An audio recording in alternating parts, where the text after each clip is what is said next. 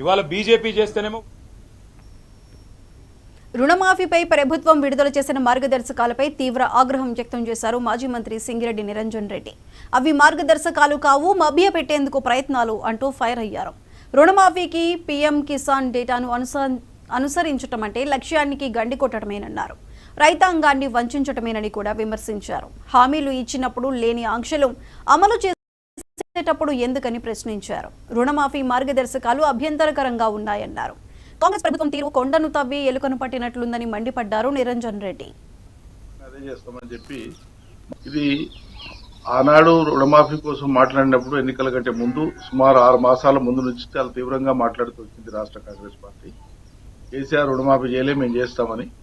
అప్పటికి 2 విడతల రుణమాఫీ చేసి కేసీఆర్ కేవలం 6,000 పైచిల కోట్లు మాత్రమే మిగిలి ఉండే రెండో విడతలో 19,000 కోట్లలో. కానీ దానికే నానా గగ్గోలు చేసి మేము వస్తే తక్షణం అమలైపోతుంది, ప్రభుత్వం ఏర్పడిన వెంటనే రుణమాఫీ మొత్తం చేస్తాం, అందరు రైతులకు చేస్తాం, చివరికి డిసెంబర్ 9 నాడు రాగానే మొదటి పని అదే చేస్తామని చెప్పి మాట్లాడిన విషయం రాష్ట్ర రైతులందరికీ తెలుసు, ప్రజానికానికి అంతా తెలుసు. ఆనాడు ఆశ కల్పించేటప్పుడేమో అందరి రైతులకని చెప్పినారు. ఈ రోజేమో కొందరి రైతులకే ఇవ్వడం కోసము మార్గదర్శకాల పేరు మీద మార్గదర్శకాలలో రైతుల ఏరివేత కోసం రాష్ట్ర ప్రభుత్వం పన్నాగం పన్నుతా ఉంది. ఇది అత్యంత దుర్మార్గమైన హేయమైనటువంటి చర్య. రైతులకు మీరిచ్చిన మాట రుణమాఫీ రైతులు కోరలే, మీరిచ్చిన మాట మీరు నిలబెట్టుకోవడం కోసం వాళ్ళు ఇన్ని మాటలు మారుస్తున్నారు, నాలుక మడతేసి మాట్లాడుతున్నారు. చెప్పింది ఒకటి, అలా చేస్తున్నది ఒకటి. మీరు చెప్పింది ఏంటి? మొత్తం ఇస్తాం, కేసీఆర్ ఇవ్వంగా మిగిలింది ఏముందో అది ఇస్తాము, మళ్ళీ ఇప్పుడు మీరు తీసుకోండి, అర్జెంట్గా తీసుకోండి, అందరికి ఇస్తామన్నారు.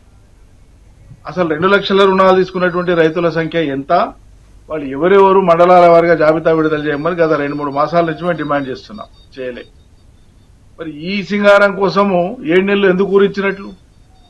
ఇదేదో డిసెంబర్ 9 నాడే అప్పుడే చేసింటే అయిపో కదా. 7 నెలలు రైతాంగాన్ని ఎందుకు ఆశల పల్లకిలో ఊరేగించినారు? వచ్చేస్తుంది మీకు, వచ్చేస్తుంది, అగొచ్చేస్తుంది అని చెప్పి ఊరిస్తుంది. చాలా పెద్ద పెద్ద మాటలు మాట్లాడుతుంది.